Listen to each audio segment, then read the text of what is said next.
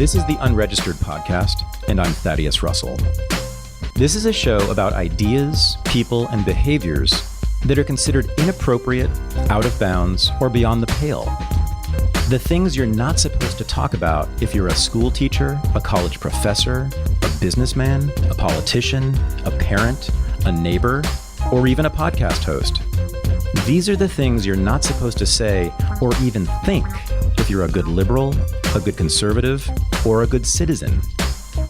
Each week, I'll interview a person who has something bad to say. They might be a journalist or a professor. They might be a porn star or a drug dealer.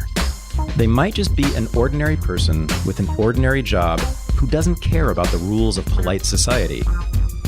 I'm not interested in breaking the rules just to be a troublemaker. I'm interested in people who break the rules of conventional thought and to expand the scope of what is possible to say in our society.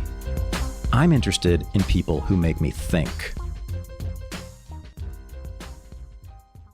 At this year's Icarus Festival, following a screening of The Exorcist, I sat down with Khachiyan and Jack Mason to discuss the rise of the counterculture in American history, and also the rise, perhaps, of evil in America. This is my interview with Khachiyan and Jack Mason. So here we are, the second panel of the second Icarus annual festival. And I'm very, very, very happy to say that we have Khachiyan and Jack Mason on the stage here together. Something I've been wanting to put together for a very long time, as the organizers of Icarus Fest can tell you, and it actually happened. So here we are, and we are the Icarus Fringe and Film Festival, and so we showed the Exorcist film in the Rivoli Theater just before this. I'm sure many of you have seen the film before. Tomorrow, the three of us will be discussing another film, very different film, The Fountainhead, and so that'll be showing tomorrow as well before the panel, so definitely check out both and come to both panels. So here we are. This film, The Exorcist, I saw it when I was born in 1965, and so it came out in 1973, and my parents got divorced in 1970. And if you know the film at all, you know that it's about not just a girl who gets possessed by the devil, it's about a girl who doesn't have a father, and her father is absent, and I think that's a major thing we're going to talk about. But I noticed when I first saw that film, when I think I was a teenager, maybe in the 80s, I just thought, this is the scariest movie I've ever seen. And that's all I thought. A girl with her head spinning around and vomiting and all the rest of it. I just thought, this is the scariest film, and I didn't have any other thoughts about it. Then I listened to Jack Mason talk on he did an entire episode about it, and I saw it in an entirely different way. And Anna's mentioned a couple things about it as well. And I watched it last night for like the 8th or 9th time, and I know Anna had a similar experience watching it for the nth time and seeing it differently. I saw an entirely different movie, and I told Jack this just before this happened out in the plaza. It's an entirely different movie to me now. I mean, it's still extremely scary and disturbing and unsettling, of course, but I noticed that it begins with the context of America in the early 70s, when I was a young boy, divorced family, etc., living in a sort of a hippie family, countercultural family in Berkeley, California, right? Very similar in some ways to the context of the movie, of the story. You see in this movie and in the book, The Exorcist, you see anti-war protests all over the country, and they're making a movie about the anti-war protests, right? And you see single families. It's about, again, as I said, this divorced family, this single mom raising this child by herself. And then you see, and this is so important, I think, and I had never noticed this somehow, you see the psychiatric industry intervene militantly right away. There's something wrong with this girl, it must be psychological or medical. You see doctors intervene. So the medical and psychological establishments intervene right away. And they're enormous and they're so powerful, and this was true in the 60s and 70s, that they ended up strapping this little girl to a gurney and operating on her brain, right? And that's not fiction. That actually happened in a large number of cases throughout the 20th century with people, especially girls and women, who were considered to be abnormal or aberrant in some way. And then the church arrives.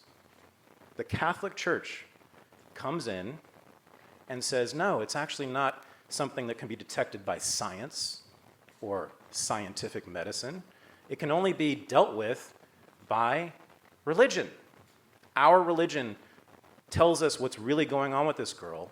She is possessed by an actual demon that is doing evil in the world, and we are the only ones who can exorcise it, right? Now that is why I think I didn't notice the themes, the actual themes of the movie for many years, because I was raised in an atheist, secular, communist family. I was not allowed to notice that in a way, right? That it really is in many ways a pro-Catholic, pro-Christian, pro-religion movie. At least that's how I see it. I'm curious how they do. And to me, that upset the whole thing. I mean, it just turned everything upside down in my mind about what this movie and this book and this story are about. And I don't even know what to think beyond that now, except that it did raise things that we were not allowed to think in the 1970s and since, with the secularization of American society, right? We're not allowed to think such things, that the church might know something, that the church might have some actual answers. And I'm not saying they do. I'm not endorsing it, but that's what the movie says. And it was enormously popular, maybe not for that reason, but it was enormously popular. And it also caused fainting spells and hysterias and vomiting and psychosis and people fainting in the movie theaters all across the country.